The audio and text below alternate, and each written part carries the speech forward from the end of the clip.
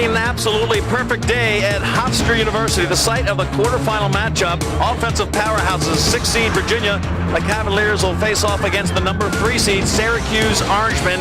Watch out, folks. You're going to see a lot of action from the offensive end. Hi, everyone. I'm Lee Felsmo, joined by Bob Rule, formerly an All-American goalie at Cornell. And Bob, we're talking about scoring goals here. Well, if you look at this, these could be the 2 best transition teams in the nation.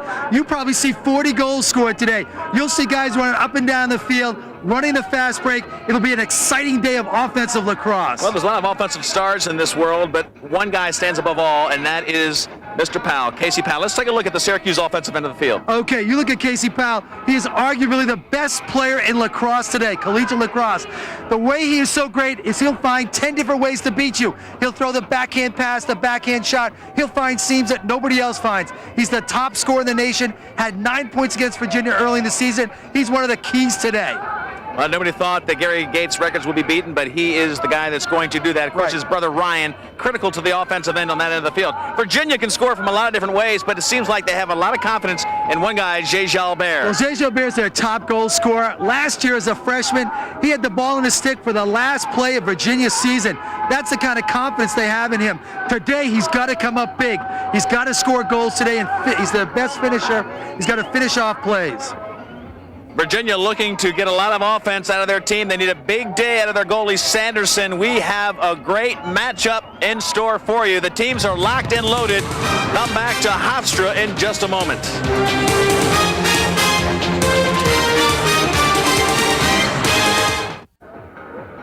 Carl Reuter back here at Hofstra Stadium, Hempstead, New York, quarterfinal action. It is Syracuse, it is Virginia. 2 teams that love to light up the scoreboard. Let's go back to February 28th of this season.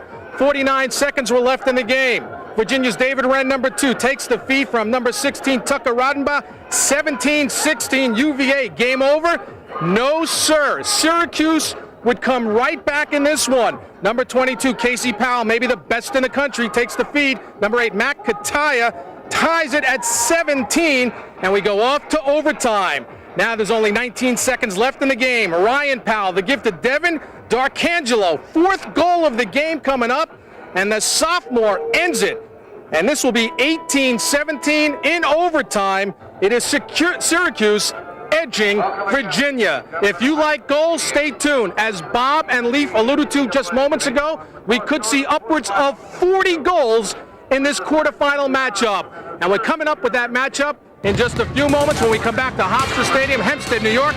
It's Syracuse and Virginia. Stay tuned. We're back at Hofstra. Great quarterfinal matchup. Ready for the opening face-off. It is Virginia in the orange jerseys, Syracuse in the white. Lee Felsmo, Bob Rule, Carl Reuter on the sideline. Now, one thing, Virginia's had a little bit of problems with face-offs this year. That could be really key in this ballgame. Always are. Possessions, of course, you talk about teams that score about 40 goals against each other. You've got to have the ball. This is Casey Powell, number 22. Head and shoulders the best player, the most dynamic player in the country. He gets hammered by his defensive matchup during the day. That's going to be number 6, Ryan Curtis. And Curtis whacks him in the head. Wow. I didn't see a flag on that. I think it was a push call. What do we have? Push. Watch this in the head. Bang! Boy, oh boy. That was a mugging, not a push. Teams at even strength, 6-on-6. Syracuse has the first possession. Syracuse has scored 40 goals against Virginia the last 2 times they played them. And that's what Chris Sanderson in the goal number 22 is thinking about probably right now. How he's got to get a little tougher. Sanderson is very, very tough kind of style goalie, Bob Rule. You're a goalie, but he's a blocker. He'll stand up and face anything you throw at him. Problem is they throw a lot at him in Syracuse. Ira Vanderpool going against the defense of Ragusa. A lot of the challenge for Syracuse as he goes against Curtis again is to give Casey Powell opportunities to shoot. Not a great shot. Curtis got a piece of stick up, but Bob, we'll see them in this game do a lot of things to get the ball in his stick. Exactly, and they want to try as much as one-on-one, get him in front, get the team to be so conscious they can dump it off. He's a great assist man also, not just a goal scorer. Out of bounds balls, you might see Casey come over and take it on the down situation. You want the ball in number 22's stick. In the last game, he had 5 goals and 4 assists. That gives you an idea of the power that he had. I saw him play last year against UMass didn't have a goal, he had 8 assists. That's the kind of player he is. He can beat you so many different ways. Watch his quickness. Watch how his feet move. You can tell this guy is high-powered. Big shot from out front by David Wren to start it off, and Wren beats Syracuse for the first goal of the game. Virginia has a lot of different players that can score. This time they come from the midfield. David Wren makes it a 1-0 game. And David Wren really just powered his way around his man. If we see the here, now watch the replay. Look at Wren. Powers his way around, and really, you saw the Syracuse defenseman was out really too far to back up. And he just, watch this now. Wren gets the ball, switches to his right hand, want to be able to go righty lefty in lacrosse, and really just powers down and takes a good hard bounce shot that Gebhardt didn't have enough time. Really, would have been a tough save for him to make. And now later in the quarter, Virginia had the ball.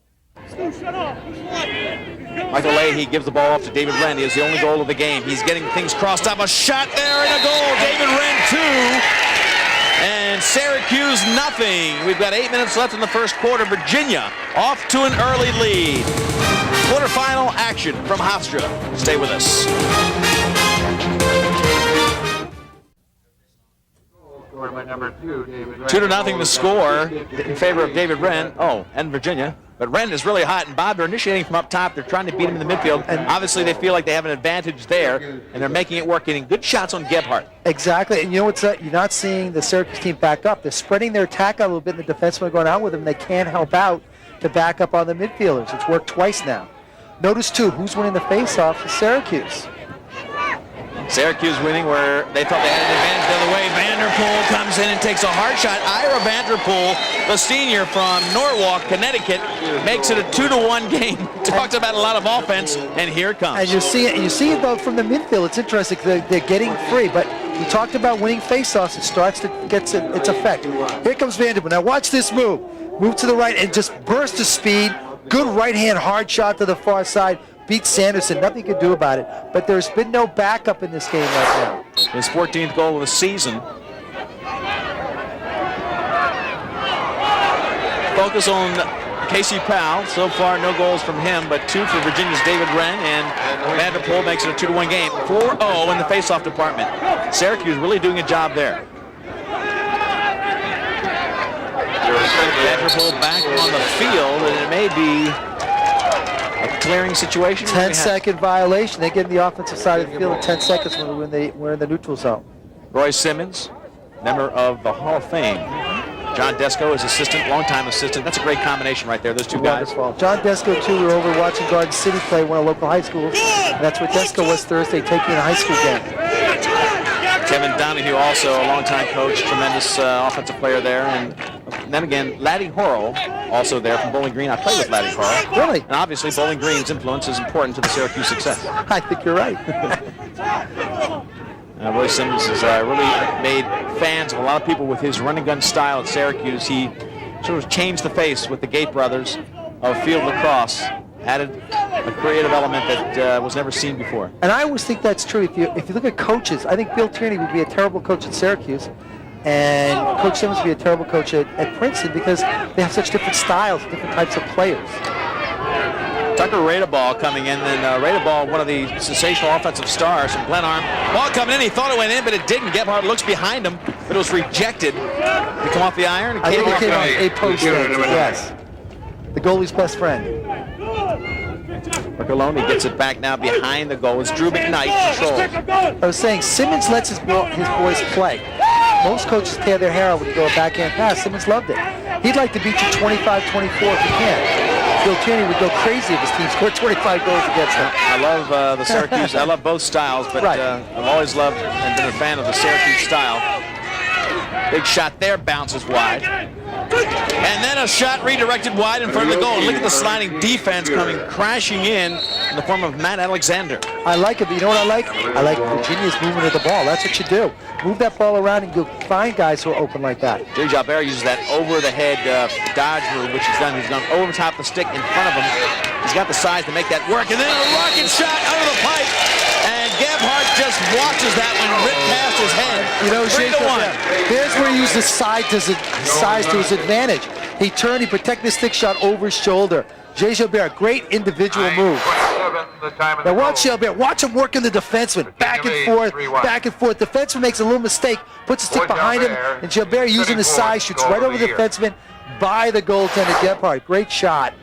Galbert's 34th goal on the season, 3-1 early here in this one. And if you talk about what goalie's hot, what goalie's not, right now it's pretty obvious. Gebhardt off to a slow start in the goal for Syracuse, and that could really kill him if it comes down to just one hot and one cold goalie. I think you're right. We talked before, it might be whoever has the ball in the last possession might be the one that wins, or a hot goaltender.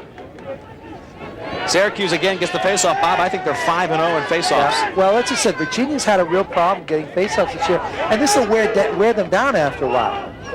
Into Vanderpool, can't get it, triple teamed inside. Here comes the Virginia Cavaliers, Drew Melchione. Melchione, another one of those guys who can light up the goal. And Drew Melchione's dad was one of the original, played for the Nets.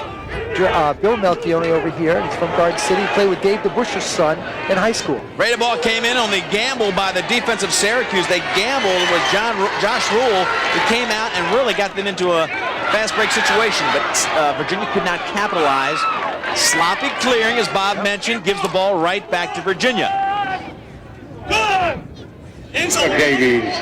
McKnight will control the ball behind.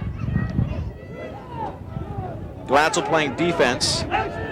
Up top, Jalbert. Boy, he had an open net. He goes far pipe, and that's where Gebhardt was parked. Right, good save by Gebhardt. Good reaction save.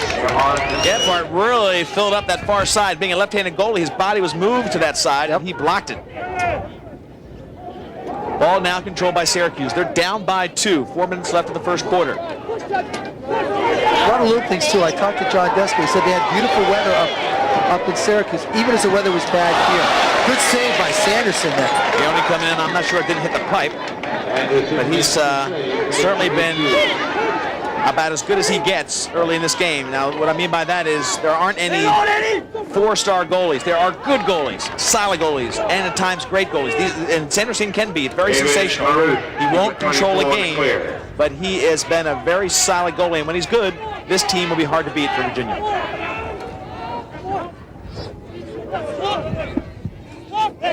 Behind the goal is Rada Ball. One of those swing players attack end midfield. This is Michael Leahy.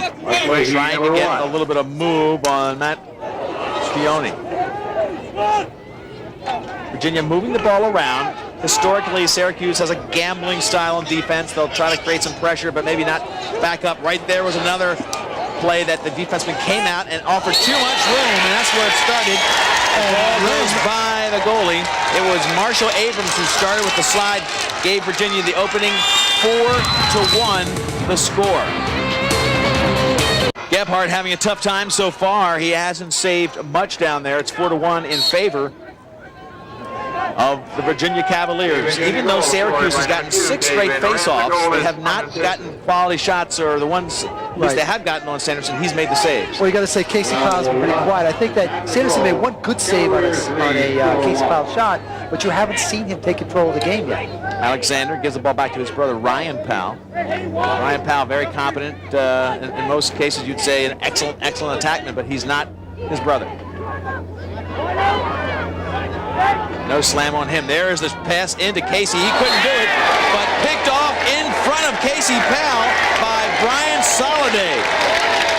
Soliday came in and just stole it from Casey Powell. You know, there was a one-handed. I think he grabbed it one-handed and just threw it by Sanderson, and Sanderson was kind of surprised that he caught the ball. If you watch the play, everybody was focused on Casey Powell because that's where the play was intended to go. Now here it comes. This Powell cuts to the front, but Soliday catches it one-handed, left-handed, and puts it a really fine play by Brian Soliday. Brian played, again, if you see it, this is Ryan Powell with the ball. He'll look in front. He sees a cutter. It's not to his brother. It ends up with Soliday.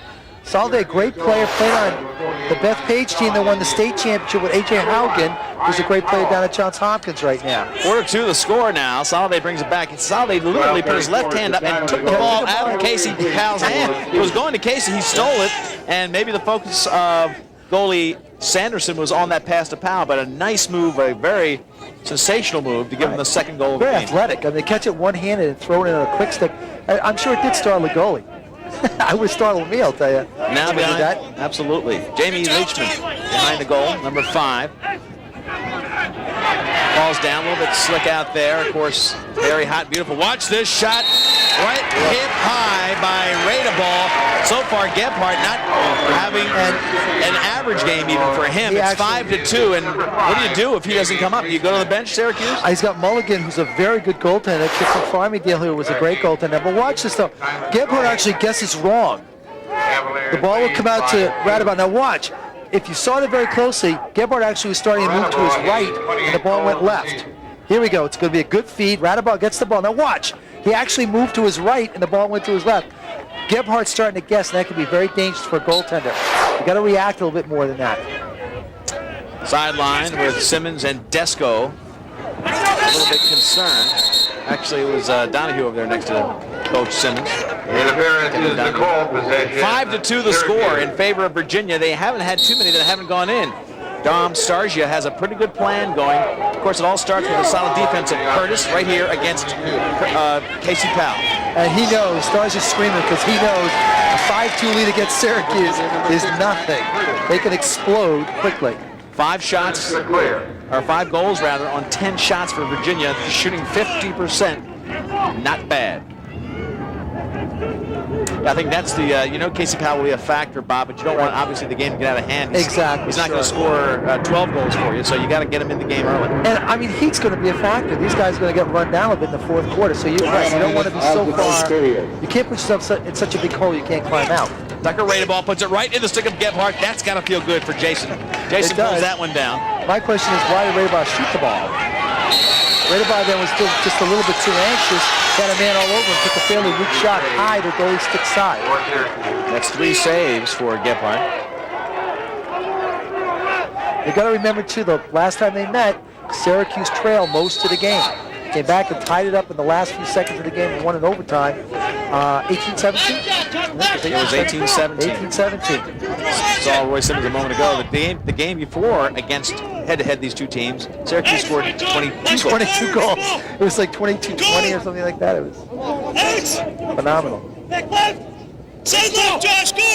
Radeball brings the ball out front. Virginia controls now. This is Jalbert who, look at that, over the front. That face dodge move of his is a little bit risky, but pretty effective from him. He's a very skilled player. Fast break. Jeff Lowe starts it backside. Ryan Powell, and look at Sanderson. Good save by Sanderson, right? He didn't want to put it back in play. Oh, why do they give it back? It's a shot never under control. Well, Sanderson was smart. He didn't put it back in play because if he puts it back in play and they get it, he's in big trouble. My question is, Lee, that was a shot. He never had control of it. I don't understand why they would give it to him. In other words, he made a block, though. He blocked the ball, and then the ball goes to his feet, and then it comes out. Now it's a loose ball.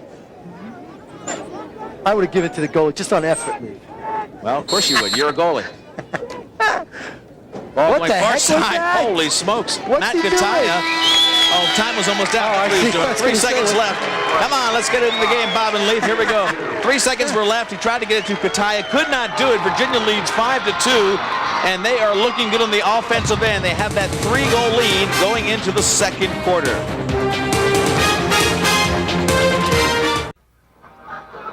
We're back at Hofstra. It is a 5-2 game in favor of the UVA team, and we want to remind you that today's NCAA playoff action is brought to you by STX, performance-driven, precision-crafted. By Hofstra University, we teach success. By A.G. Edwards, serving the investment community since 1888 and probably 1887, and probably a client of Barry Landers. Yes. And also Manhattan East Suites Hotels, and by Cablevision. Carl Reuter on the sideline.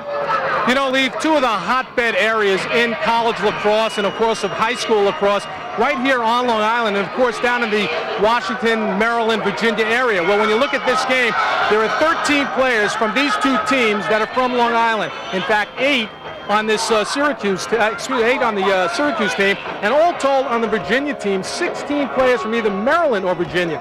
So I guess some home cooking for the Virginia sidelines there for the Cavaliers. 16, the 40-man roster, homegrown, Maryland, Virginia area. Back upstairs. All right, Carl, down there on what is turned out to be a beautiful afternoon. The AstroTurf, a perfect surface for this speedy offensive duo. You've got Syracuse against Virginia. 3 goals separate them right now. We're only on a 28-goal pace right now, so they have yet to get heated up. And they've switched ends now in the orange jerseys, of course. UVA will bring the ball in with their few face-off wins. Malcolm gets it behind the goal to Tucker Radeball. Radeball trying to beat the defensive Rule.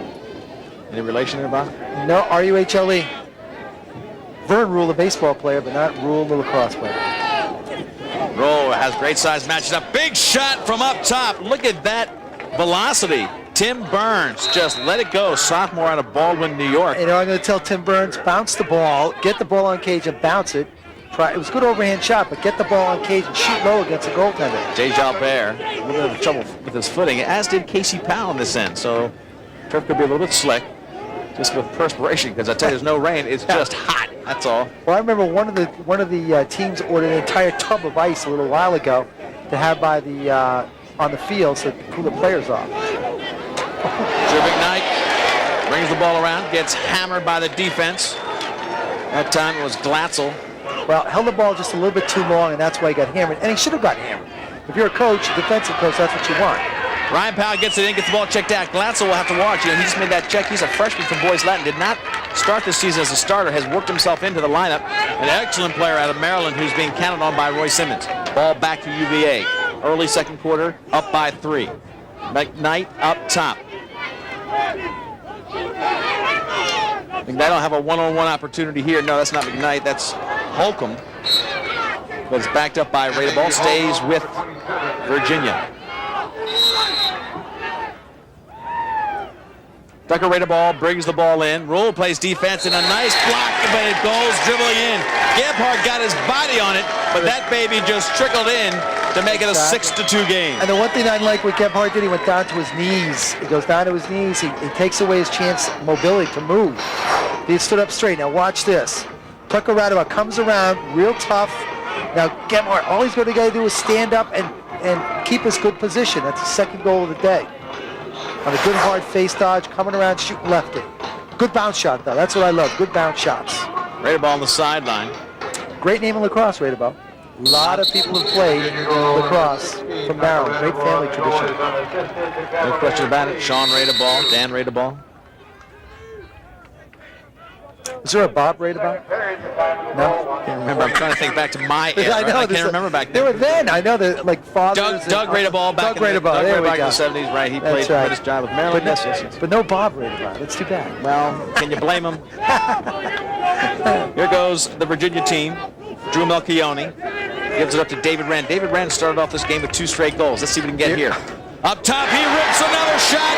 Never a check on his stick. I'll tell you, I'm Roy Simmons. I got to call timeout now to get these guys organized. That's his 4th goal of the day. All the same move. A power forward, the equivalent of power forward in basketball. Just drove right by his man and scores a goal. So Virginia coming in with the opinion they have to outscore Syracuse is doing just that. Now watch this.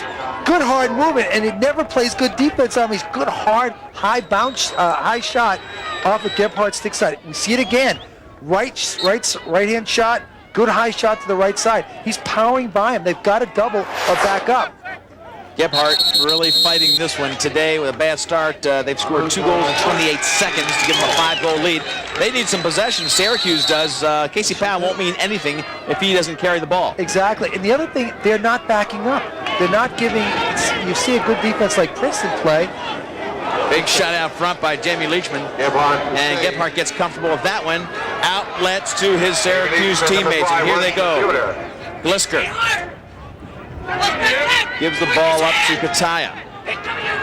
I would be surprised if they start putting Casey Powell on the midfield, Bob, and try to get him some transition opportunities. Exactly, I think so. The only thing they got to worry about a little bit, burning them out. Right. That's a hot one.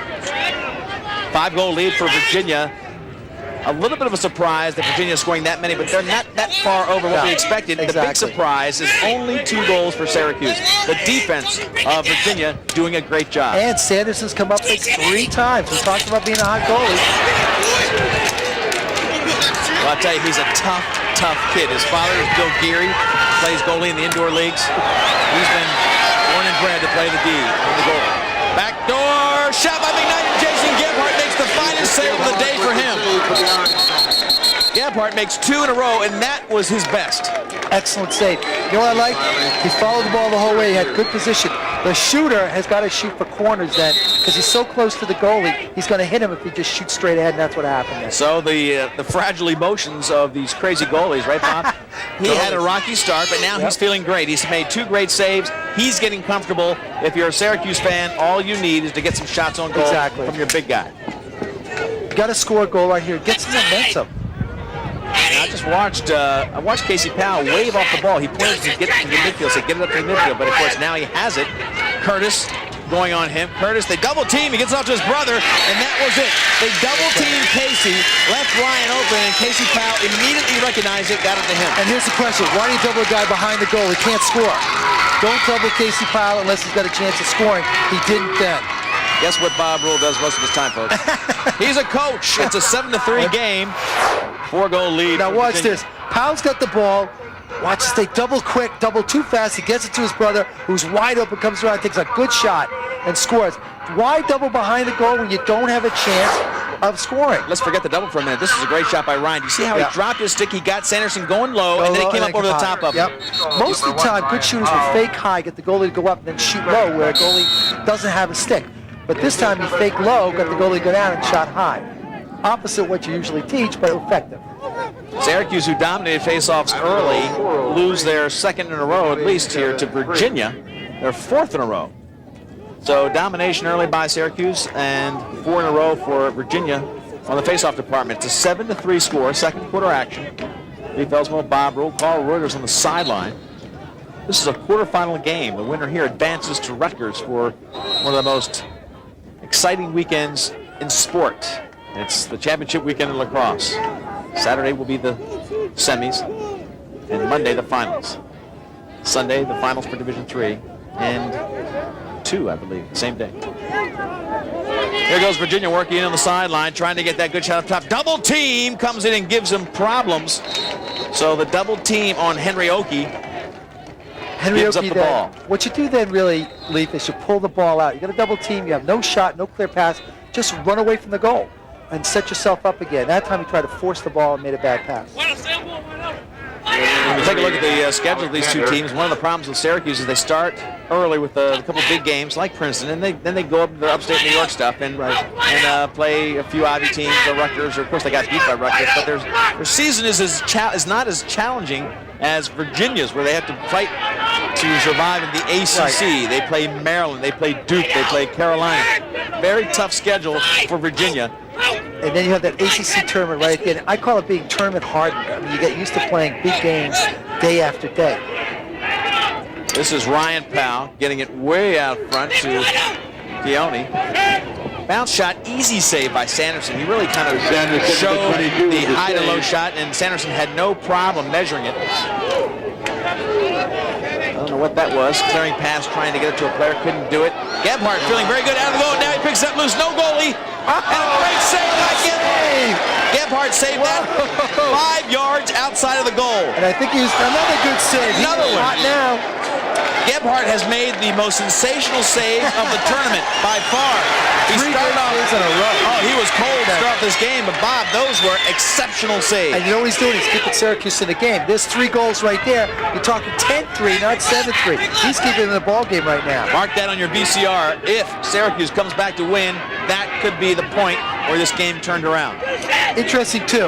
All the guys out there who are goaltenders and players, listen to the goalie communicate with his team. Listen closely, a lot of talk. It's the goalie speaking.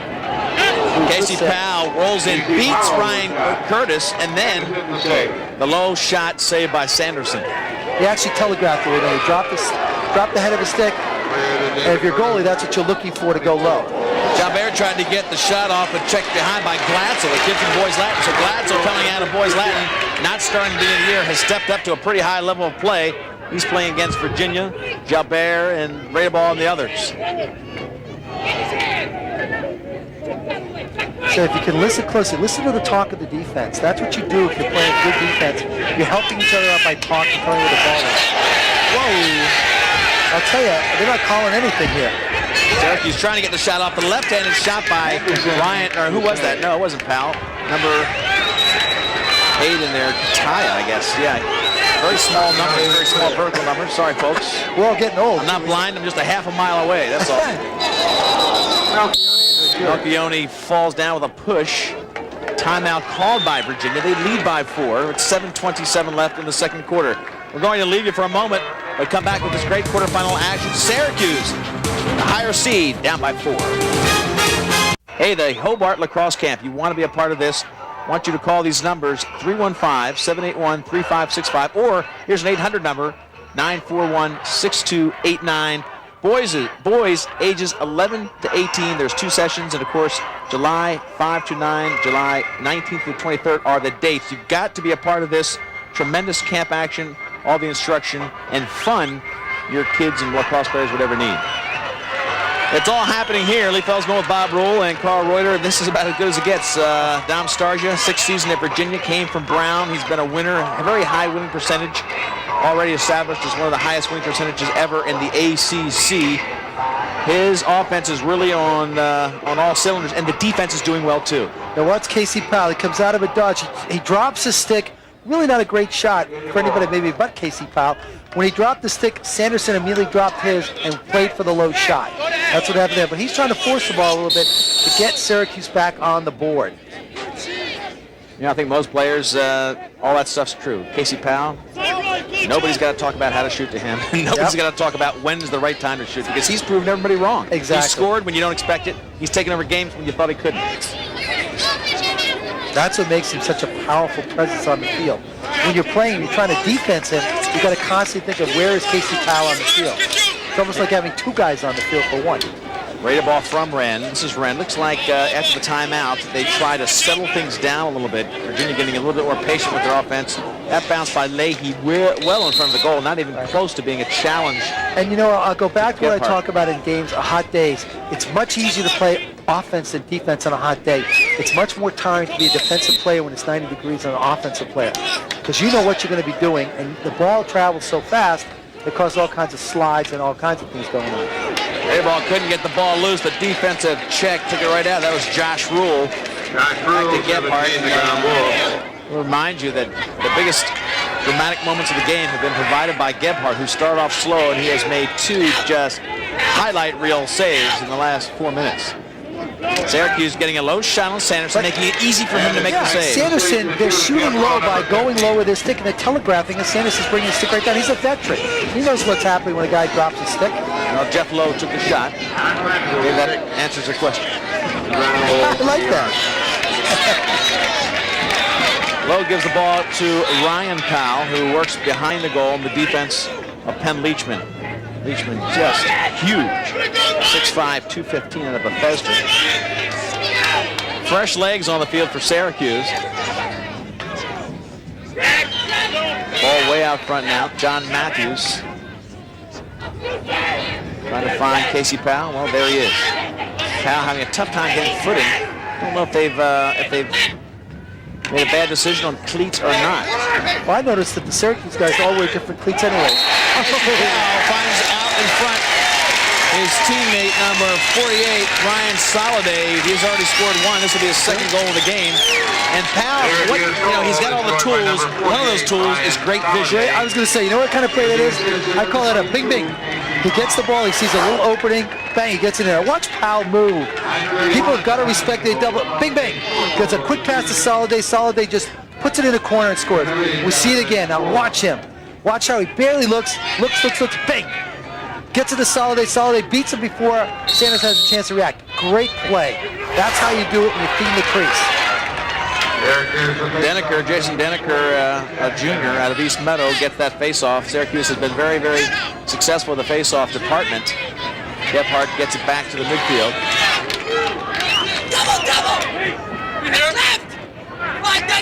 Offense moving on. Burns gets it behind, and now Ryan Powell driving against Leachman. What a task that is. That is tough right there. That's like wrestling. If anybody's ever wrestled, you and a defenseman are going at it. It's very, very physically wearing. Vanderpool comes in, looks for help. Casey Powell standing behind saying, get it out front, get it out front. Curtis still on Casey Powell. It's almost like Casey wants to have enough to win the game. Like he's saying, okay, I'll score a couple, I'll give a couple assists, but I'm going to save my hat trick for the fourth quarter. And the great athletes know how to pace themselves also. That's just what he's doing. It's a very, very hot day. Syracuse not known as a hot weather school.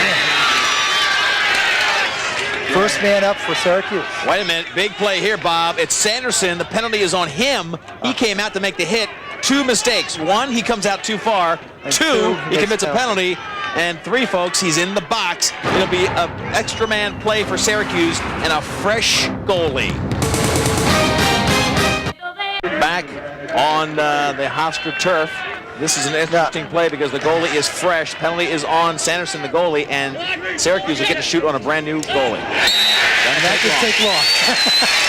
Good play, not much he could do, but it was a good play. Well, they got it in the hands of the big guy, Casey Powell, who was silent for the last 2 moments. He scored 1 and he assisted on the last 2 goals. That's a 7-5 game. And, you know, we talk about momentum shifting. Virginia's won the last couple of face-offs. After Syracuse kind of won them, all of a sudden momentum is starting to shift into their favor. Now watch this ball movement. Ryan Powell takes it, he looks to the corner. They got to cut that off, and who scored the goal? Casey Powell scores the goal. Quick. It's Ben O'Neill, okay, from Charlottesville, Virginia, was the goalie who came into play. O'Neill not listed properly on the roster here. Number 1. Oh, it is Ben O'Neill, got it. 7-5, that score by Casey Powell with 4 minutes left in the second quarter gives his team a nice little run of 3 goals. It was Ryan Powell, then Soliday from Casey, and then Casey scores. So Casey Powell has 2 assists and 1 goal in the last 3 scores. He's really leading the charge and not spending a lot of energy doing it. That's exactly. He's saying, I don't want the ball at certain times because he knows he's not going to handle that defenseman at that moment. And yet still 2 assists and a goal. Last 2 goals, he's been intimately involved in each one. So Ben O'Neill out of Charlottesville. We're not looking at him at the moment on the sideline. That's Chris Sanderson, who got the penalty, came way out of the goal to make a play, and then got a little too aggressive and got the push call. So Sanderson, who has been very strong, gave him the early lead with his great play. A little bit of a slip up there. Well, it's only 1 goal, but you know what's interesting to me is that we've had a couple of muggings out here, and they called anything at all, and then they call a push on the goaltender. 10 saves for Sanderson on the day. Played very well, though. Talk about him. He's got a big Indian tattoo on his shoulder. This kid's a tough kid. You see him in the locker room. He's ready to play. He's not scared of anything. He is here, and on certain days, he can definitely be as good as anybody. And he's on the Canadian national team. Okay, he's been picked as one of the goalies on the Canadian national team to play in the World Game. So he's not one of the goalies. He is the goalie. Okay, he's the goalie. He is the guy they are putting their hopes on to be tough in the defensive end of the field. So you will see him at the World Games in July. I go back there. When I actually got married, I was on the team in 1974 in Australia, and I actually on my honeymoon went out there in 1990 to Australia, and now I'm going to go back down and see some friends during the World Games. So it'll be a great experience. Well, don't go back to Australia during the World Games.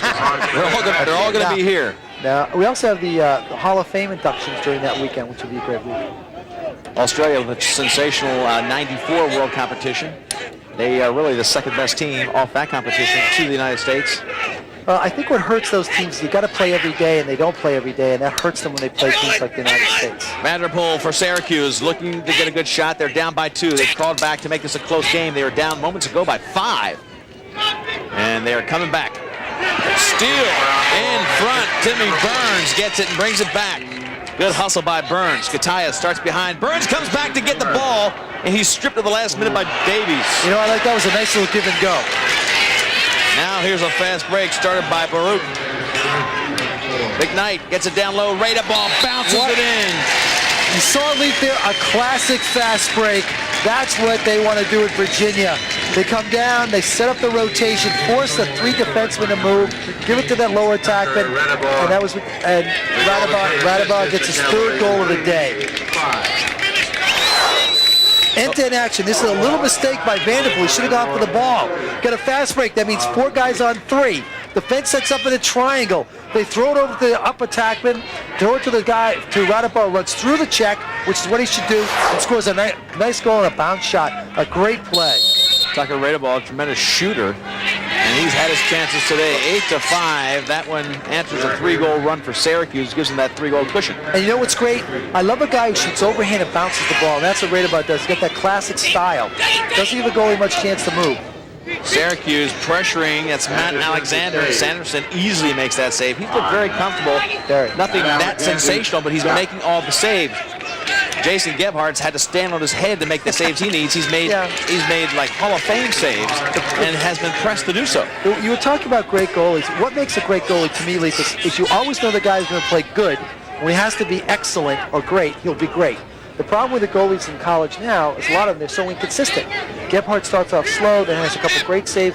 Who's going to show up? That's the problem that a lot of coaches face right now. Product of a lot of things, and not the least of which is a lot of great shooters, and about 6 guys on the field that can pin the corner at 100 miles an hour. That's right. And that is tough for anybody, any athlete. Back door to Jalbert, and he just didn't get a good pass. Now, little thing, Jalbert went to the goal instead of to the ball leg. He was drifted towards the goal. If he'd gone to the ball, caught it, turned and shot, he gets himself a goal. Jalbert gets crossed up. His team leads by 3. Only 1:52, a little less than 2 minutes to go here in the first half. It's been a nice clean half in terms of not many penalties, balls going up and down the field. There's only 1 penalty against Virginia. You saw how tough Syracuse was. They scored in about 10 seconds. Up here at Hofstra University, a hotbed for lacrosse. Just a wonderful stadium, too, to watch the game right now. Hofstra's done a great job of creating this atmosphere now for lacrosse and football. Big shot again at the feet of Sanderson. He's making those saves look very easy. They're not great shots. They're shooting from about 10 yards out. Sometimes they're telegraphing this. He's a veteran. He knows what to look for. David Jenkins comes down for Virginia. He's getting pushed out by the defense of Syracuse and Cordisco. Now Virginia, I might call a timeout, Leaf, when it gets about 30 seconds to go. Set up some sort of play, try to draw a foul, or score a goal. And right on cue, Virginia takes the timeout. A little ahead of what I would have done it, but nevertheless. Dom Stargio wants to get his team on the same page for that last 103. They want to do a very concerted team effort here to keep possession, get one shot. Hopefully they get the goal. And of course, the standard philosophy is, we may or may not score, but one thing that won't happen is that Casey Powell and company will not score. Exactly. What you don't want to do is give up a goal here more than score a goal, because you don't want momentum going into the period. We go back to the other quarterfinal game, we talked about Princeton and Duke. What happened in that game was Princeton was able to score 2 quick goals at the end and regain momentum. This is what Virginia does not want to happen with Syracuse. So I would think they'd hold it for as long as they could, 30 seconds, 40 seconds, then drive to the goal, either draw a foul or score a goal to get a good shot. Dom Stargio took over for Ace Adams down at the UVA program. Ace, what a wonderful man. I think that he was the guy who never lost a game as a player. He never lost in high school, never lost in college. It must have got boring after a while. I can't confirm that. I think he was. I think I remember reading about that when he got in the Hall of Fame. But this man, Dom Stargio, has had, as I mentioned, he has already got himself in the record books as one of the highest winning percentages in ACC history. Great track record. He's had trouble beating this team in white in the playoffs. A lot of people have. They're going for a record now. One of the big records is I think Syracuse has made it to the Final Four 17 straight years. That's the record he's battling right here. Syracuse knows how to play it to another level in the playoffs. You see the time winding down. You'll see them be very patient, try to get their shot, and get a 4-goal lead to take into the halftime. And our halftime will have stats highlights for you. We're going to peel Carl Reuter off the turf there. He's melted a little bit, but he's actually holding pretty good down there. He's doing great. David Wren, big shot. He's a good one to give the shot to. He started off this game with 2 straight goals. Nice play, too. He just missed the corner. And he added 2 more after that. He's got 4 total. Jalbert slipping again. I wonder about the cleat selection. We've seen a lot of guys fall and bob at halftime. I wonder if guys like Casey Powell might go to a deeper cleat. I think so, because I think they are using like almost a sneaker. And close to the shot in the goal. Did it count or not? It was right on the time. Right as the buzzer went off. It counts. Michael Leahy gives Virginia a 4-goal lead. That is not, I'm sure, exactly how Dom Stargio had it picked, but that is perfect for Virginia. You know something, you couldn't diagram it better. You want to score with a second to go. You keep that momentum going in the second half because you know Syracuse is going to get their goals. It could have been called either way. It was so close, but a 9-5. Take a look at the score. Watch this. We'll look at the time. Now look how much you can do with 1 second to go. He gets the ball. He takes a shot. Ball was in the air. I don't know. Yeah, I think it was a little bit early, but tough to call in those seconds. Carl's down on the field with Coach Roy Simmons. Roy Simmons Jr. at my side. Coach, that one really has to hurt with no time on the clock. I think the clock had run out, but you can't argue that point now. We haven't had a break all day, and they're not going to get it to it now. You know, it did hurt. How much does the club have to raise its level of play in this second half now to come back from this four-goal deficit? Well, I tell the kids it's like a warm bath. You know, you don't jump in and then be frightened by being too hot or too cold. They're not making any calls out here, and I tell my kids if they're not going to make any calls and just step up the physicalness of the game, we got to hit a little harder, we got to shoot a little smarter. This is a very dead surface, and it's not a shooter's surface. We got to hit this goalie up high. He's done very well in the low shots, and that's what we've been doing, and we shouldn't be doing that. So we got to step up our shot selection second half and get to Sanderson as we have in the past. All right, Coach, best of luck. Thanks for coming by. That's Roy Simmons Jr. You see, he's holding his composure. Now, can his team hold its composure and get back in the second half? We're back with more from Hofstra Stadium right after this timeout. Halftime of quarterfinal action. Right now, Virginia on top of Syracuse by the score of 9-5. And just moments ago, my halftime guest was honored here at Hofstra Stadium. Presentation made to the honorable judge, Ken Malloy, for his outstanding and long service to the game of lacrosse. A three-time All-American at Syracuse University. And Mr. Malloy, what was that feeling like to be honored by a game that you have pretty much put your heart into? Well, I think the important part of honoring anyone in this game is to create more of the tradition, which is growing and growing and growing, and that's what pleases me. A lot of people might not know that Judge Malloy was instrumental in getting Jim Brown into Syracuse University, and we're talking about Jim Brown, the Cleveland Browns running back, who many think is the greatest lacrosse player of all time. Well, he established that in the North-South game, and the Southern people would be the first to agree with that. What about your alma mater right now? Taking it on the chin just a bit, but I'm sure Roy Simmons Jr. can get the troops back in it. Don't sell them short. Syracuse is always great for coming back, and they have a great tradition. Ken Malloy, how has the game changed since you were the three-time All-American at Syracuse? The game's changed by the zone of accuracy of the sticks. When I played, you would figure 2.5 to 3 feet.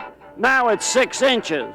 And of course, the surface, especially in the spring, the mud and even ice at times slowed the game down. This is a beautiful game. It's fast, it's quick, great athletes, and I'm glad to see the people enjoying it to such an extent. Well, at least they were out here to see you honored today for your long, outstanding service to the game of lacrosse. Thanks very much, Ken Malloy. My pleasure. Always good seeing you, Carl. Okay, and we're back with more right after this. Yeah, we're talking about a lot of goals, and I think Syracuse has seen a few goals that they wouldn't like to see on that side of the scoreboard for Virginia. Well, let's look at what happened. Gebhardt's been hot and cold. In the beginning of the game, he wasn't stopping the ball. Then he made 3 or 4 sensational saves. The score right now could be 3 or 4 goals to Virginia's even more advantage right now. But don't count Syracuse out. They're so explosive that they could very well come back and score 4 goals in the first 2 minutes of the half to tie the game up. So they're a tough team. Don't count them out. All right, let's take a look at the halftime numbers on the board. It is 9-5 in favor of Virginia. What's outstanding to you, Bob Rule? Okay, if I look right there, face-offs won, where Syracuse won 10-5, but didn't take advantage of it. Virginia's being done everything but shots. Virginia's shots have simply been more accurate. They've been on cage more, and that's resulted in more goals. All right, it was a 7-3 goal, and then all of a sudden it was 8-5. We had seconds left in the first half, and bang, Virginia puts one in with no time left. This could come into haunt them because really the ball is going to go through the plane of the goal before the period ends, and it clearly appears that the ball was not by the goalie. That this goal might come back to haunt them. Great play by Virginia, though, to let that time go down and then try a scoring play with 10 seconds to go. A terrific play. 17 years in a row that the Syracuse Orangemen have been in the Final Four. Speaking of 4, that's what they need to come back. They're down 9-5 at the break. Back at Hofstra, the third quarter face-off underway for third quarter action. 9-5 the score. Virginia with that 4-goal lead. And the 9th goal came as the time expired at the end of the second quarter. Roy Simmons saying maybe not legal. Hard to tell. Fast shot coming at the last moment. Casey Powell starts the third quarter by immediately going to the goal. Sanderson starts back in the goal, as you would imagine. He had a very nice first half. Gebhardt for Syracuse is back in the goal, and he came on like gangbusters. John Desco and Roy Simmons, our Carl Reuter right behind him. What I like about that, too, is watch Sanderson did not give the far pipe up. I mean, didn't give the short side up then. Forced Casey Powell to shoot to the far pipe, and he was wide. Bob Roll almost falling over with the toss. I've run up 4 flights of stairs 4 times today. Oh, Bob, you forgot your jacket. Would you go back and get Yeah. some? Syracuse now pushing the ball out front. They're looking to get McIntyre open. McIntyre working against Doug Davies. Oh, tried to find Vanderpool, and he's saying, where were you? Where were you? You know, Look at the Vanderpool- ball. Step up. It really looked like Vanderpool just wasn't ready for the pass. It wasn't a great pass, and he made the right play. If you get the long stick on you, what you want to do is give it to someone with a short stick. And Vanderpool was that man, so Kataya. And again, people not familiar with the game, the defensive players use a longer shaft because it's easy to check with. So you want to avoid that if you can, if you're playing offense.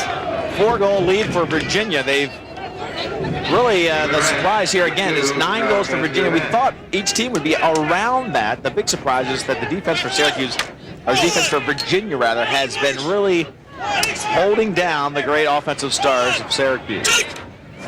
Shot in close, and Virginia gets another one. This time, Drew Malchione, the senior from Garden City, makes the local crowd happy. He has a few fans here, I'm sure. Drew Malchione, what a nice little give and go. Got the ball behind, cut behind this man, caught the ball, and there's not much Gebhardt could do against that shot. But this is an example, 2 goals in the last 2 minutes. Now watch this, little give and go, bang, shoots high to the right side against Gebhardt, which is a good shot. The problem that Syracuse faces is funny, it's that momentum. There it is, there's the goal. That momentum that they don't have because they gave up that goal with a second to go. Little things like that will come back to haunt them. 20th goal of the season, and Virginia has scored first in each quarter so far, Bob. Yeah. They get this face-off as they drive the ball down. Jason Hard loses the ball, and here comes Syracuse, picked up. Joe Caglia picks it up and gives it off to the wing. This is Jeff Lowe trying to get open. Virginia not letting Syracuse get very comfortable in the offensive end of the field. They're playing pretty toe-to-toe defense. Pretty aggressive defense. You can see right now he's out beyond the box playing Ryan Powell, so they never get a chance to get their offense to flow. Casey has a nice pick there, and it was Casey Powell's pick for brother Ryan that set him free. Let's give Casey Powell a half an assist on that one. Nice play, but where was the backup? I didn't see where Virginia backed up on that when the man got picked off. Well, Leachman is over there just going crazy with the referee saying it was a moving pick. Let's take a look. Now watch this. He comes around. Let's see if he does set a moving pick. I don't think it was a moving pick. Right there, he shoots a good low bounce shot. Nobody picked up on it. Well, Casey stepped out a little bit, but good play for the Powell brothers. And they answer Melchione's goal, now back to a 4-goal margin for Virginia. Again, they control the faceoffs. And the problem is, though, Syracuse needs a spurt. They can't trade goals now or they lose. They have to have a run. If they're going to get back into it at some point, they'll have to have a 4-goal run just a time. 44. Or a 4-goal advantage, obviously, at some point. Virginia driving in, Tucker Rada ball. J.J. Albert behind the goal. That redirected shot beats Gebhardt. It's David Baruch. David Baruch, not a great shot, although it had some movement on it by throwing the ball in front. But Gebhardt, it's all or nothing. He's making sensational saves, or not making the saves I really think he should make, and that was one he should make. Now watch this. Tucker Radabah throws to the middle of the field. He's about 15 yards out. Gebhardt never reacted well to the ball. Didn't get his stick down. You think maybe he doesn't like that end of the field? I don't know. First quarter, he didn't have a very good quarter down there. Second quarter, when they switched, he was very, very good. Jason Deneker, number 34 for Syracuse, facing off now with Jason Hard. Virginia. But Virginia's really controlling face-offs now. They're doing everything right. Melchione, he's got the corner. Beautiful shot by Melchione in the corner. He's got 2 of the 3 goals to start this half off. And 12-6, Virginia very comfortably in front. We're having a goalie change. Okay, Gebhardt is out. Let's see, Rob Mulligan. Okay, Rob Mulligan, a Farmingdale product, is coming in. Okay, here we go. Watch this. Good shot, though. I mean, upper right-hand corner, but Gebhardt's lost his confidence. Good goaltender, he's lost his confidence. Watch this. Good shot, the upper right-hand corner. And Bob, that's 2 goals in 10 seconds. Remember what I said? If you're down by 2 goals, you're within 10 seconds of tying it up. And that's what can happen in lacrosse.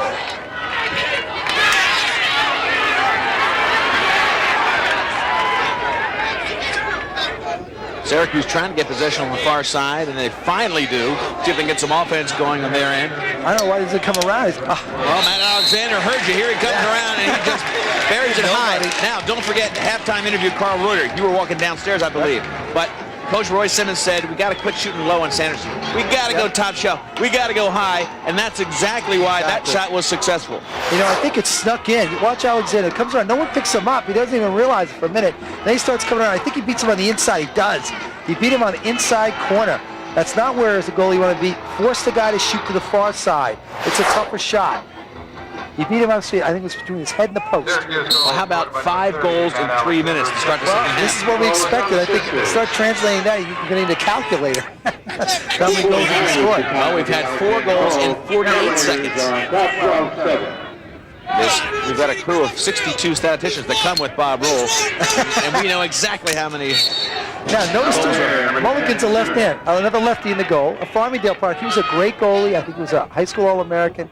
Farmingdale High School. Good-sized kid. Yep. He's listed as, well, here they only say 5'10". He looks like he's standing taller than that.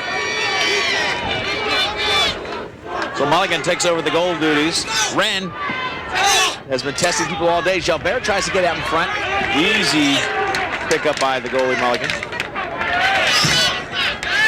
Off to the wing. The sun going down a little bit. Is that going to be any factor later in the day on this field? Well, this field's not bad because the sun goes this way, and you're going left to right, so it doesn't make as much of a difference as it would if the field was set up a little bit differently. 5-goal separation for these two teams. Virginia way out in front. Other things, people not familiar with the game, in that circle, the goalie makes a save. He's got 4 seconds to either throw or to get out of there, but no offensive player can touch him while he's in there. It's your home. If you're a goalie, that's your home. Stay there. Off to the wing. Syracuse takes a rocket shot from the near side. Berdisco from Woodbine, Maryland. And a shot high to the right-hand side on a lefty goalie. That was a good shot high.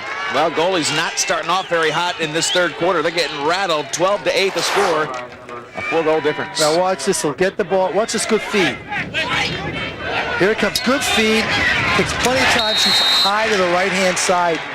Very good shot by Cadisco, but the play's really made by Macchione giving him the ball quickly. There it is. Watch this. Bang. He's got plenty of time to wind up.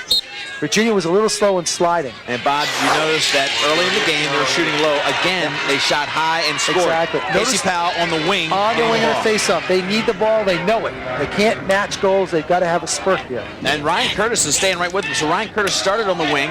It's Curtis and Powell.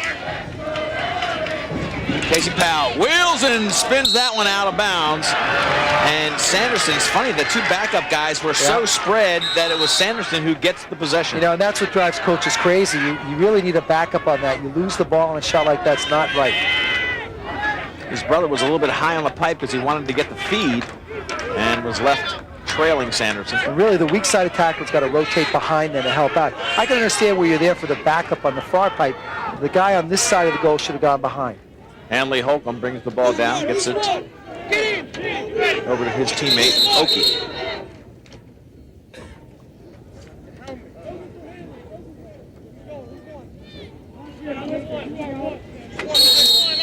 That was the equipment timeout. Just a few seconds, I think, to get a chin strap button. Oki. Space, gets it down low. Here comes Virginia in close, and Mulligan makes a great save. Good save by Mulligan. He guessed low, went low, and that's what the guy did. That's what a good shooter does. Holcomb did a nice job, Bob. Holcomb did a great job of driving inside, getting position. And look at this save by Virginia's Oki. He knocks it out of bounds, but that is about as solid as effort. He just launches himself to make the block. And you know what's nice? Stops a potential fast break for Syracuse. What a gamble, though, Bob. If he doesn't make that, it's all or nothing. Yep. But nice save by Mulligan. He anticipated a little bit. Guy faked tie, went low, and Mulligan was there to make the save.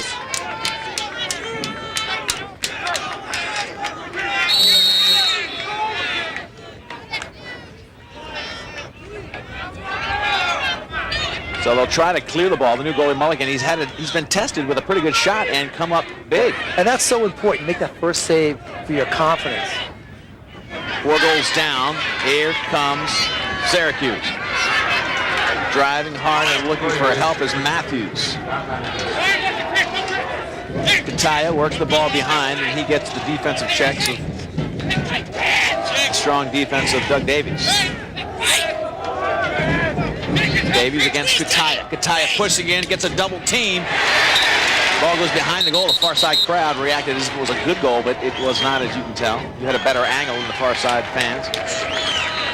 Now that was again offensive player in the cage, in the crease rather. Therefore they don't get a chance to. Therefore Virginia gets the ball back. Assistant coaches for Virginia getting the team in and out.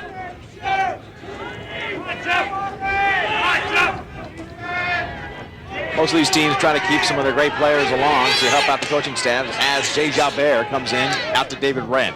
What's nice is you get a fellowship, so you can go to school, get your master's degree, and help coach out. Coach, so the school benefits both ways. You get a good student in there, and they still have someone helping out. And of course, now you can make as much as you want. And now, I know, I'd like to be involved in that. So that little piece of that big pie. Virginia working the backside. It starts with Drew McKnight, goes to the far side. It's tucked a rate of ball and picked up by Michael Leahy. Leahy moved the ball beautifully. Virginia getting a lot of people involved. Melchione. Virginia's size, Bob, is the kind of size athletes. They're not going to really overpower anybody. They need to move the ball. Jalbert, the biggest of the bunch. Exactly, and that's what they're doing so well. They're moving the ball, taking advantage of any Syracuse mistake to get open on the crease, finding the seam, all the stuff that they should be doing. I say that, and I look at the stats. David Wren, of course, he's got a bunch of goals. 4 today, 6-2. There's a great shot in close by Virginia. They're waving it off. Crease violation. It would have been goal 13, but it is not. The defense, look at Mulligan. He is pumped. He came out and signaled other direction, folks. And Mulligan came out and hammered Jalbert, which I used to love to do as a goaltender, get back to those attackers that shoot at you a little bit. The one thing I didn't like that Mulligan did, though, watch this now. Mulligan goes with his stick low. Go with your stick high. Watch him. See how his stick is low? He goes high with his stick, stick on stick. Jalbert never gets a chance to score. A little thing like that for goalies. Go stick on stick and then drive your body through him. That crease violation, was that on Jalbert or an off player? Because he didn't look like he was anywhere near the crease. I didn't see another player around the crease, so. 7:29 left, third quarter. 12-8 the score. Lee Felton, Bob Rule, and a steaming hot Coral Royer on the sideline.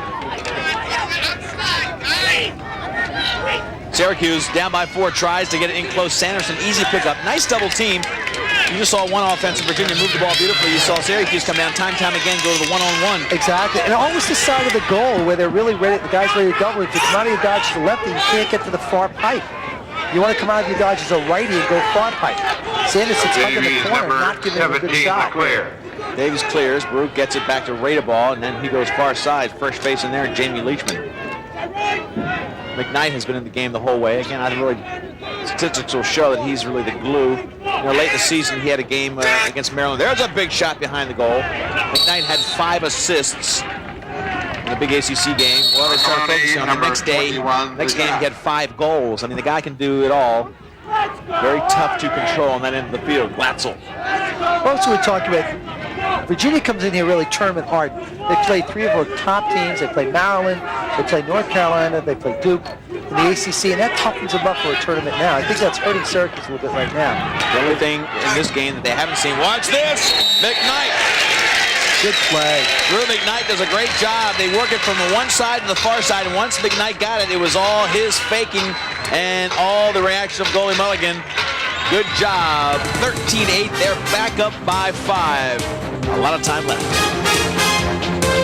5 goals to make up for Syracuse against a team in Virginia that's been ahead the whole game. Bob, they opened up strong. 2 goals by Wren. Never have to look back. Last year when I saw UMass, I saw the UMass-Syracuse game. I'll tell you, they were not that they were lucky to beat UMass, but UMass was not nearly the team Virginia was. They beat them 10-8. It's like they had to get their legs again playing tough competition. Well, this time they're playing a Virginia team that's far superior to UMass last year, and they haven't stayed with them.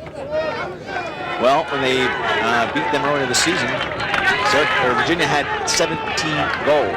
And the reason they beat them is because they had 18. In overtime. So you better start getting the scoring in the field going if you want to have a chance on this one.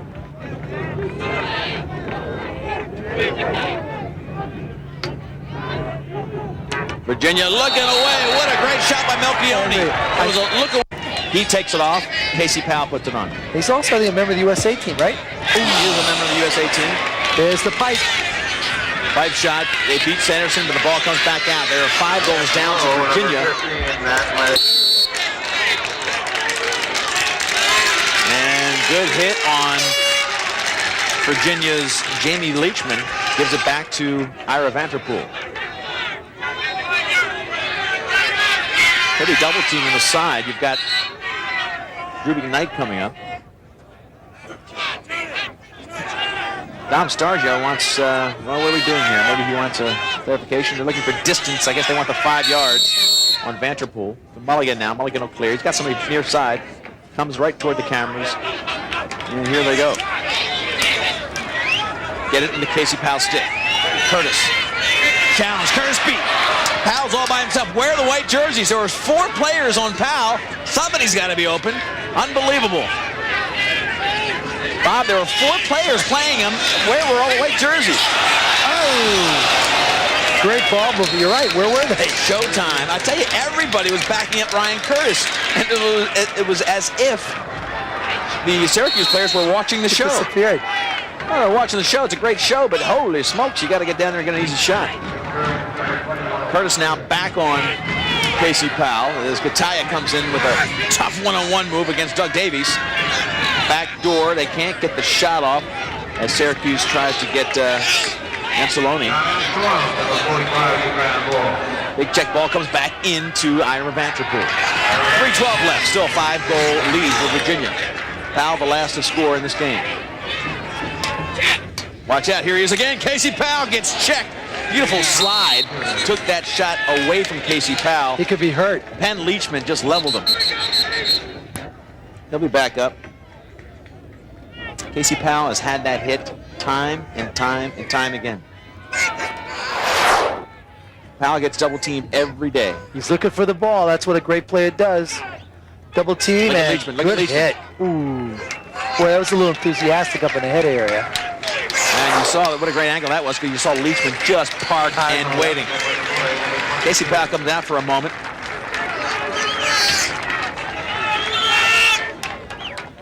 This is the only thing, number 22, that Virginia hasn't seen. You talk about their great schedule. They've seen it all. They've seen great scores, great scoring teams, great defenses. You just can't plan for a guy like Casey Powell because there isn't anybody else like exactly. Casey Powell. It's like planning for Michael Jordan. He does so many things that really are amazing. That one's Ryan Powell. The brother steps up and says, "You hurt my brother, I'll hurt you." 4 goals. That's what separates these two teams. Ryan Powell taking things into his own. Now watch him just drive around his defenseman. Sheer power. Good face dodge and bang. Shoots nice and low. Sanderson didn't have much of a shot on that chance on that goal. Problem with Virginia right now, I think they're starting to lose momentum a little bit. They're trying to play not to lose, which is a mistake. Well, also you might say that Syracuse is playing with like their own chance to win. Yeah, exactly. They've really taken the ball. They've really taken the ball in the last couple minutes where they haven't done that before. Yeah, I think you're right. Also, Mulligan stepped in and has nice outlet passes. Has made a nice job of blocking some shots. Ryan Powell now taking over with his brother's absence. Powell in close. The goalie came out. He was all by Here himself. He comes again. Now he comes in and Ryan Powell scores. They're back to within 3. After the hit on Casey Powell, brother Ryan takes over and scores 2 in a row, 4 on the game.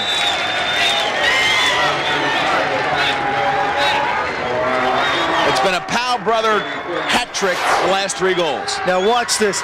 Great move. He comes out, beats his defenseman. Goalie comes out, but he doesn't quit. And the defensemen are both in the goal.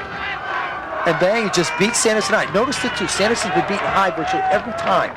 Good play by Sanderson, actually, to force him behind the goal, but defensemen don't take over and play him after that. Back to live action. Here comes McKnight. Watch out, gives off to Melchione. He'll have some space, and Mulligan makes a big block high. Good save, but he shot high to his left side. Shoot high to his right, that might be a goal. Well, you can't say Virginia doesn't know how to shoot against a left-handed goalie because they practice against one every day. So against Virginia, technical foul goes to Syracuse. You talk about the big momentum. Well, the Orangemen got it. A lot of orange up in the stands here at Hofstra. How about Mulligan? Is he a cheerleader or what? You know, Bob, when that end of the field you can really infect a team with a lot of energy by getting a guy who's a cheerleader in the goal. You know, the thing is, I mean, you have all that downtime in the goal. Why not be a cheerleader? Why not? The other thing is, the goalie's really like a quarterback. The enthusiasm and confidence that he can give to his defense becomes infectious. And that's just what's happening with Mulligan. They know they can score against these guys. They've done it in the past. They just don't want to run out of time. That's what they have to face. See, Casey Powell is back also in his usual spot. 1:55 left in the third. 3 goals separate. This is an extra man play. Backdoor! Casey Powell! The Pals! 4 straight goals. This is a ball game. 2 goals separate them. 14-12 is the score with 1:51 left in the third. Watch this extra man. It's a textbook of how you feed a man. Okay, Ryan Powell gets it out to Ted. He's got the ball. Look at him cut and catch the ball. Where's the defenseman? He got that little seam and caught the ball and scored. Neither team scored. The rest of this quarter, we'll come back and start the next. Stay with us. Hey, what are you doing in July? You want to see the best players in the world go head-to-head? Well, you can. The International Lacrosse Federation World Championships, commonly known as the World Games. They only happen once every 4 years. They haven't happened in the United States since 1982. And I hate to tell you, but I announced those a long time ago, folks. July 15th and 25th, I'll be doing the games this year as well for TV, but they're at Johns Hopkins Homewood Field. Call 1-888-98-CHAMP and get all the ticket information. This is a chance of a lifetime to enjoy lacrosse on an international scale. Carl Reuter. All right, Leaf, the medical update on Jay Jalbert, number 10 for the Cavaliers. They put what they call Steri-strips right on his chin to close the wound. They're going to stitch it up after the game, but they went with the Steri-strip to get him back out into action right away. Back upstairs. All right, we're going to continue this quarter. I'm going to start the quarter with an apology. Tim O'Hare, you're the man. I kept saying Gary Gate. Gary Gate leads in goals. Nobody will probably ever beat that, but 282 was the Tim O'Hare point total. Tremendous player from 77 to 80. Tim O'Hare was the O'Hara. Man, wake up, leave. Tim O'Hara was the player that was beaten by Casey Powell to take over the point total lead. Now, back to the game right here. This is the quarterfinals for 1998, and this one is really getting tense. The winner advances to Rutgers in the semis. And, you know, right now, what Virginia's desperately trying to do is get some momentum back. Right now, they've lost the momentum, and they're starting to say to themselves, what's going to happen? When's Syracuse going to tie it up? They've got to get some confidence momentum back. Yeah, Virginia now, McKnight coming in. Diving play gives him a chance to get the ball over to the side, and it was a bad pass past Rada Ball that takes it out of bounds. And that's that confidence level you're talking about. Confidence, fatigue, they're tired. They've seen the momentum shift a little bit. They know what happened in the game early in the season. That's got to be in the back of their minds. I'm starting to saying, what was that, folks? What play was that?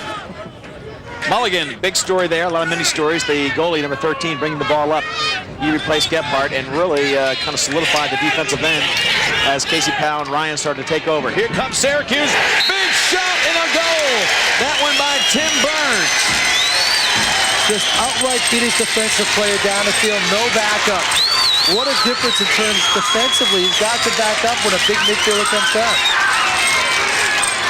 Looks like nobody really got settled in the middle of the field there. Nobody picked up men. Now watch. Mulligan gets a good pass, okay, and here he comes. Nobody picks him up. They're looking, they got their signals crossed. Well, I'll tell you just dodges, nobody came back to help out. Well, David Baruch was right there, but he was playing him as a right-hander all the way. As a right-hander, he went lefty, yeah. He was overplaying the right hand, waiting for him to drive that way, and then didn't really get his feet. Yep. Syracuse, another goal, 5 straight, 14-13. Bob, we talked about the run that had to happen if Syracuse was going to get into the game. Well, they've made that run. And it starts with this guy right here, Casey Powell, inflaming Syracuse, getting 2 quick goals in the third quarter to get them going again. Ball down now. This is the way they'll end the game if it doesn't go to overtime, with Syracuse attacking the goal to your right. In the lead, 14-13. Casey Powell picks it up. Ryan Curtis going way out. Casey Powell backs him out to make sure there's no backing, and then goes one-on-one with Curtis. Curtis, throw check. And look at the double coming well in front of the play. Bob, they double when he's about halfway to the goal. I think that's what you got to do against Powell. They're figuring he's going to beat one guy, and they're just sending the second guy right away. Exactly. The only thing is you got to make sure the second backer comes to take over the man who backed up. What happened then is they had a good shot because the second man didn't come. Disco gives it to the wing.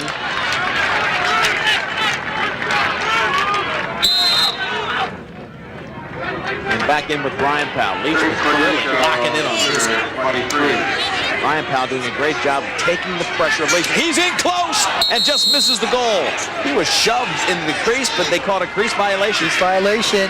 It looked like he was hammered into the crease. Well, we've seen a couple of interesting. And that's what he's asking the referees. How can I have not gone to the crease? Because they did hammer him pretty good. I would have called push without possession, giving it back to them. You guys be the judge. Take a look at this play. All right, Casey Powell just working this man, and he really beat him, and then gets hammered into the crease. I mean, he was launched by Jason Hart.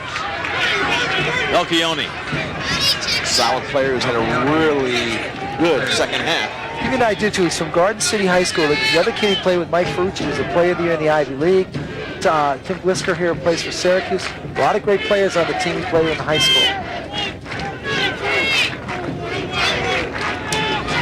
And Chris Massey on Princeton. All played with Melchione. That was some team they had when they were back at Garden City. I think they won the state championship. A lot of talent there. Virginia now, this is Jalbert. We haven't heard from him for a while. He's the guy who can take over. Takes the shot and gets it behind Mulligan, but no goal. Well, he got just a piece of it. Beautiful job by Mulligan. Nice play by Wren if he gets the ball back. Abrams gets wrapped up by Wren, and the ball finally picked up.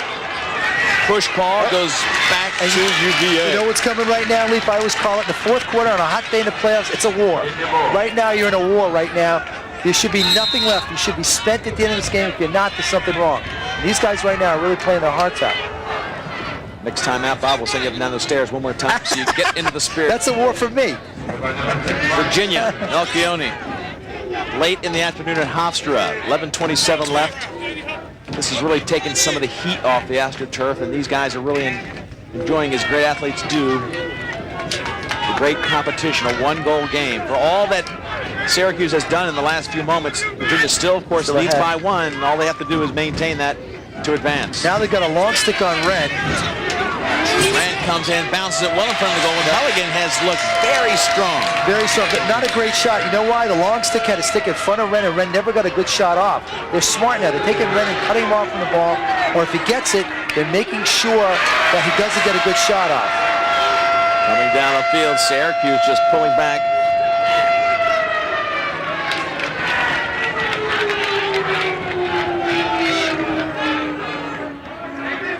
Plenty of time left in the fourth quarter. Quarterfinal action with Syracuse and White driving into the goal, looking for help out front. Got it.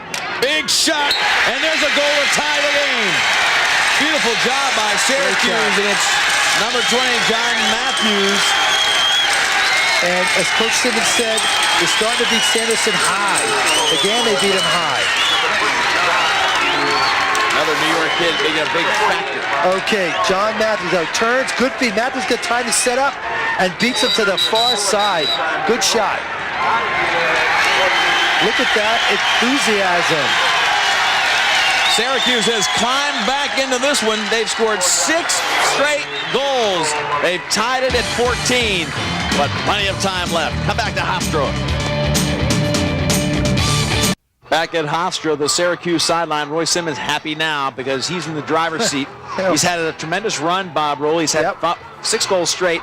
He's got the game's best player and a tie game, so things are going pretty good. You know, it's the first time I've seen him smile, but look at that. I don't see him any more enthusiastic or whatever than when he was losing by 6 goals. Gives you that look. He's not what's going on there. He's not a goalie, Bob. He's an artist. He's an artist. He's an artist, that's true. And he sees things from a bigger view. Here comes Syracuse in the face-off. Long stick brings it in. Watch out, this will be a game winner. Good save. Not a game winner, but that could have given him the lead. And an excellent save by Sanderson, yes. You went high and said, we were talking before, the Pals between them have 7 goals. That's what they mean to the Syracuse team. Casey with 3 and Ryan with 4. Syracuse has never led in this game. Jay Jalbert now controlling things. Pressing in on the defense of Syracuse, and their defense becoming sheety. Oh, they tried to get after the wing, but it was really sniffed out beautifully by Syracuse. Nice play as they generate an offense from that tremendous defensive play. Matt Alexander just saw the pass coming and stepped up to pick it off. And a little bit that's fatigue too, Leaf. He kind of made him up in his mind to throw it, even when he knew the guy might be covered. He's in a great spot to shoot, I'll tell you that. He was passing it to a pretty weak spot. Inside, watch out, Kataya gives Syracuse the first lead of the game. It's from Casey Powell. Powell comes out of the dodge, finds the guy, and scores a goal. It starts with Powell. Everybody's got a double Powell. They so fear him that it opens up other avenues. Kataya was wide open on that play, gets the ball, and scores. The Orange bring a lot of great fans. Here we go. Now watch this. Cheering on. There's Powell with the ball. You gotta respect him. Here comes the double. Watch Powell hit the guy real quick. Bang! Kataya scores. Well, how easy is that? 3 players were on Casey Powell. All he has to do is give it up. I say all he has to do, but that is what he does beautifully. That's what makes him so great. He found the open man. It's so hard to do for a lot of regular players. Face off, back to Mulligan. Look at Mulligan.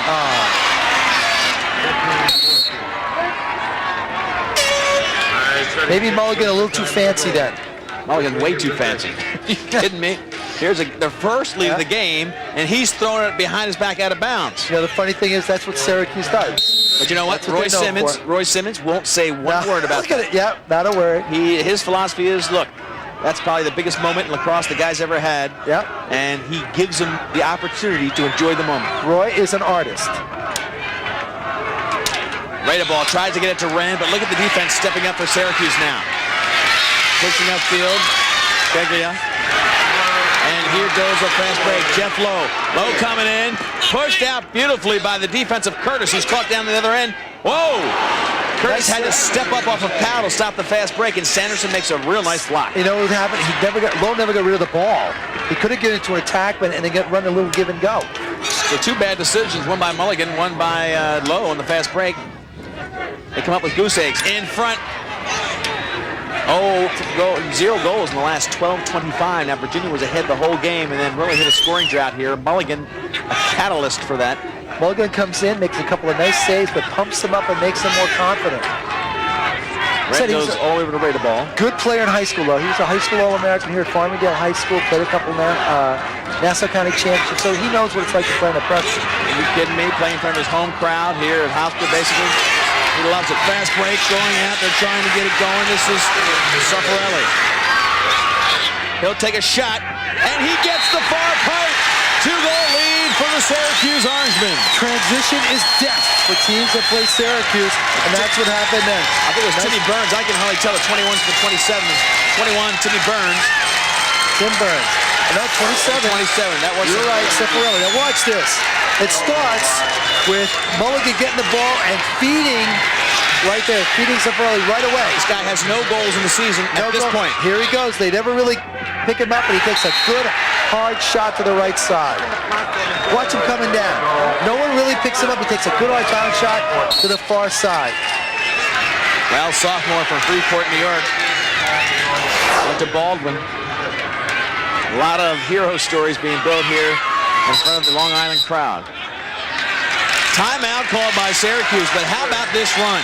And now we move later in the quarter with Syracuse in possession. Syracuse trying to get a lot of pressure. Soliday has looked great. Soliday gets stripped. It'll be an extra man play. You know, they found a new offensive hero in this Brian Soliday. Well, Soliday was Soliday was a solid player when he was at Bethpage High School. Played on the state championship teams. Played on the midfield, H.A. Haugen, the great player down at Hawkins. So he's a quality ball player that's coming up to play for them. Stepping up big here. He was driving from behind the goal, drew the foul. 2-goal lead for Syracuse, a chance to make it 3. I think would you call this a 2-for-2 man up? 2-for-2 man up, and this would be, you know, again, if you want to mark your VCR, if you're a Virginia fan, this is where your team can turn it back. Yep. You're either going to be 3 down, or you're going to get some fresh, emotional lift from your defense. You get that it's a 2-goal swing. It's a psychological thing. If you can get the ball and then come down and score. Kataya out to Vanderpool. Now what's smart, Syracuse is being very deliberate. They don't have to score. Ryan Powell looks far side and elects to take a shot. He faked like he was going to go to Kataya, and then he just buries it near side. 3-goal lead, Syracuse. We got Sanderson off the pipe and beat him inside. 5 goals for Ryan Powell. That's the nice thing about Casey Powell. I mean, he doesn't care who gets the accolades. He wants to win the game. He gets all the pressure. He gets all the defense. Go ahead, Ryan. He says, baby brother, you take the shots. Exactly. Watch Ryan Powell. Now, this is great. He looks off, bang, shoots high to the right-hand side. Powell, when you look at Sanderson, he's got to respect that pass. And comes off the pipe a little bit, and Powell beats him high to the inside. I'll tell you, Kataya was naked. He was wide open on the other side. Yeah. It would have been a slam dunk for Kataya. Big check for Ryan Powell, who tried to get some hard riding in there. It's Melchione. Don't come any tougher than him. Offsides for Syracuse. They didn't call it. Looked like they were offsides. They do call it now. It was offsides for Powell. It took them a while to recognize it, but finally they do. Now, offsides from the defensive side of the field, you've got to have 4 people on. They only had 3, and since Virginia has the ball, they're going to go a man up. J. Jalbert takes it in again. But you know, that was a nice play. It came around, shot low, and Mulligan was quick as a cat to come down on the ball. If that goes in, they go up a goal, but they'll have a face-off then, but still, they get the goal, which is what they want. There's J. Jalbert. Now another chance for Virginia to get things going their way. They're down by 3. 9-goal run for Syracuse. And now they have 6 players against 5 for Syracuse. If they're going to make a move, Bob Rule, this is the time to do it. They have to do it now. They need momentum. They need confidence. They don't feel like they can beat Mulligan right now. I think it's a little simpler than that. They need goals. They need goals, that's right. And this is a good chance to get one. A goal will give them confidence. It's a 30-second penalty. Rate of ball goes behind. Michael Leahy out to Jalbert. Melchione, nice rotation. Usually players will start after 1 full rotation. Now they get into a player movement, player rotation, and Leahy through in close to McKnight. It was a high pass by Radeball. Bob, he was there. It was a high pass. But you know the difference? We were calling the game about 15 minutes ago. Casey Powell catches the same kind of pass and stuffs it in. A little bit of a difference between a really great player and a real good player. We'll be listing Bob Rule's home phone number for them to listen. So the McKnight family can call him. No, he's a great player. I'm not knocking, but that's the difference. There's a play to try to get it in close. McKnight tried to feed Radeball. That was the, both combination. Missed on both ends. Yep. Radeball tried to hit McKnight. McKnight tried to hit Radeball. Both times they misfire. Now we're under 4 minutes, and it's a 3-goal lead. No goals in 16:25. Starsia cannot believe it. In the other semifinal, Princeton kind of did the same thing to a team from North Carolina, Team Duke. Yeah, Duke's down there just not scoring forever. That took them out of the game. I think they went 27 minutes. They're up 8-4, 32 minutes before they scored a goal.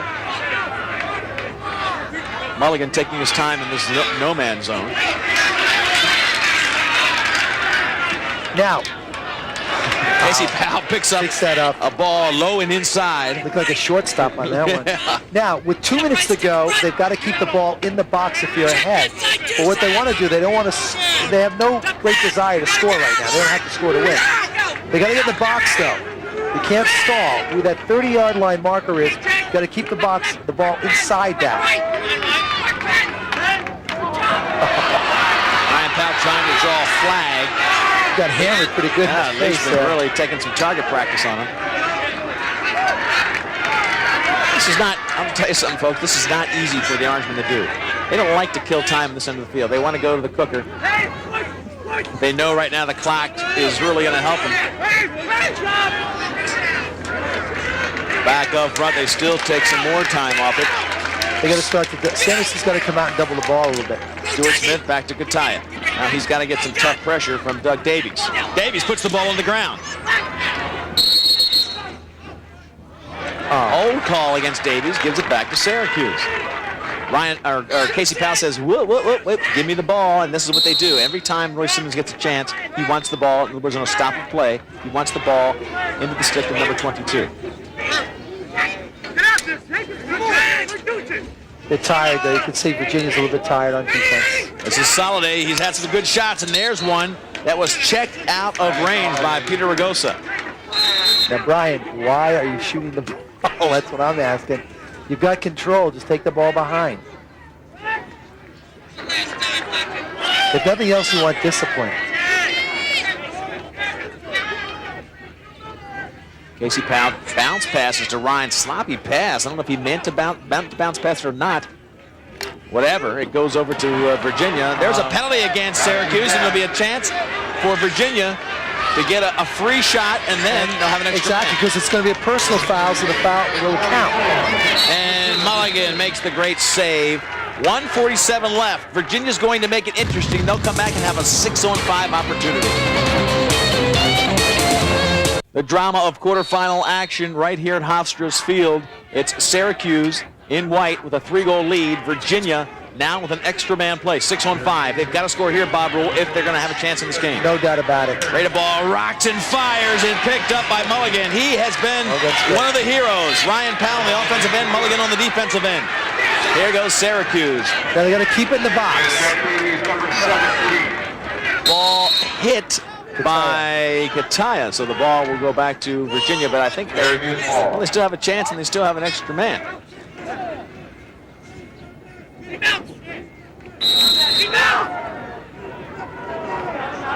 Melchione will bring it up. Melchione's got to push the ball up and try to shoot. Someone's got to shoot here quick. Now it's too late now. It's even up at this point, but they still got a good shot in close, and they couldn't quite handle it. The ball right through the stick of Michael Leahy. Bob Rule, they have missed 3 connections in front of goalie Mulligan in the last 2 minutes. Exactly. That's just, when things go bad, things go real bad. That's what's happening to Virginia right now. These are good ball players. And you hear the Orangemen, happen. The great crowd here from upstate New York standing up, cheering. They draw a crowd wherever they go. The faithful Orange fans will follow. And you can bet they'll be at Rutgers next week. Well, we're getting some of the familiar faces, but a pretty good showdown in Rutgers. You got Princeton already there. You got Syracuse, looks like they're going to be on the way. And then some teams playing. Saved by Mulligan. And here's an interesting question. Who do you start in the goal next week for Syracuse? It's going to be a big question. Well, Mulligan came off the bench pretty well. Maybe you start Gephardt and come when you need him. Watch Syracuse taking the shot and off the back of the net. Defenseman's dream. Yeah, Kevin Sheedy. Eyes lit up, didn't he? Yes, it did. Fortunately, the goal didn't light up for him. Casey Powell now trying to burn off the final 27. Powell was very happy to go ahead and take the double-triple team. Oh, and the referee went down, took a tumble. Casey Powell whirling in front. He's got 3 players. Look at that. A little bit of showmanship by Casey Powell to end the game. Casey Powell's been held in check. He's elected to give the ball up all game. He said, hey, folks, I got one showstopper for you. Didn't quite get it to connect. You know, I like the one we did the behind-the-back shot down at this end was a pretty impressive goal. Shot on Mulligan. He makes the easy save. Syracuse going to the semis. They beat Virginia 17-14, and they scored the last 9 goals of the game. How about that? Roy Simmons, not that it's not expected, but they dug themselves a hole against Virginia. And crawled right out of it. Crawled back and took this one by 3 goals. We expected them to be around 17. We expected Virginia to be up around there in the first half. The second half killed them. What you saw was sheer power today. You saw the Powell brothers in action, but they've got a great supporting cast too. We'll go back with final comments from Hofstra in just a moment. Syracuse wins by 3.